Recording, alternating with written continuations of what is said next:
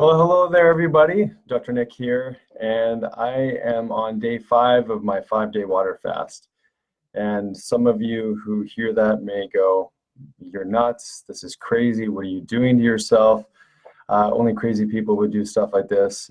However, if you've been following any of our work for any period of time, you know that that's just how we roll around here. And I wanted to share this on this page. We've been doing a lot of discussion in the metabolic fix group on our private page, Dr. Jensen True Health Tribe. For those of you who want to learn more about that, try to sign up over there. But I want to give you a little highlight of what it's like going through a 5-day water fast. I do this quite occasionally. Last year I did one a month of some sort, and there's lots of different ways to incorporate fasting. And why should one fast? Well, it turns off the problematic genes that are driving illness in the body. It resets your microbiome, it improves hormonal function, it renews your skin, your digestive tract, upregulates your immune system, gets your growth hormone rising up to really trigger a state of repair in the body. And so there's lots of amazing benefits, but there's definitely some challenges, as you can imagine. And for me, my most common challenge is when stress rises in my external environment. It's easier to get into overwhelm. And so my response to overwhelm is usually to drive into irritability and get really frustrated. I have to get back into a meditative space, do some breath work to reset myself, but I find that it's quite easy to get in that state of overwhelm. And so it's really interesting experience because that's not my normal.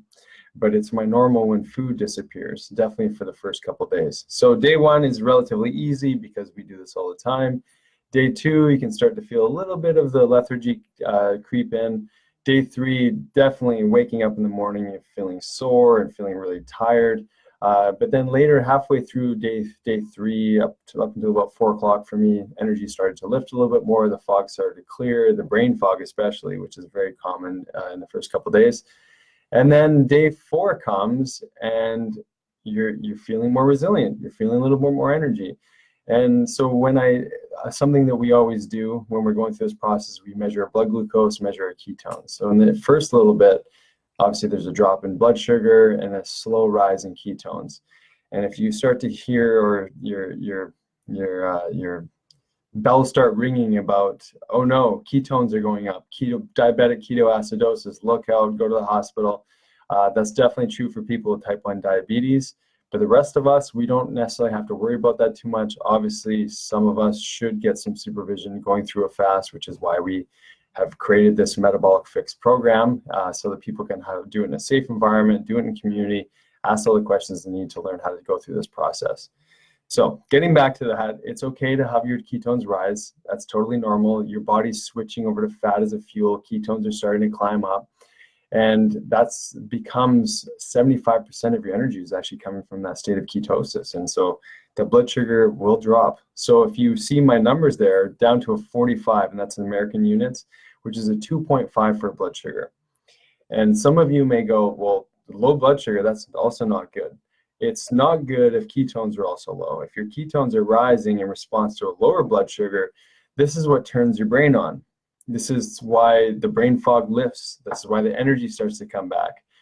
The stamina is not going to be as strong because obviously we still need food in order to, say lift weights or exercise and to not get into an easier state of overwhelm. We need some energy, and sometimes ketones aren't enough for that. But this is a really cleansing detoxification experience, and so it's important to reset your metabolism, reset your genetics, do all these self-healing tools that actually saves you money. And if you want to put a little bit of investment into your health, sometimes we just have to subtract some things. And in this case, we're subtracting food. We have lots of tips and tricks on how to move through this experience. And so there's lots of support, and this is often quite fearful for a lot of people. But I tell you what, when you pull away something from your life that's as necessary as food, it triggers a deep, fearful place for so many people. And what happens at the other end of this process is that there's an extremely high level of resilience and awareness and confidence in your body, that your body has built-in technology to go through states of famine. You know, in our modern world, we're bombarded by food. It's everywhere. You know, you can't escape it. You can't walk down a single block in any city or any town and not see some sort of restaurant or food being served.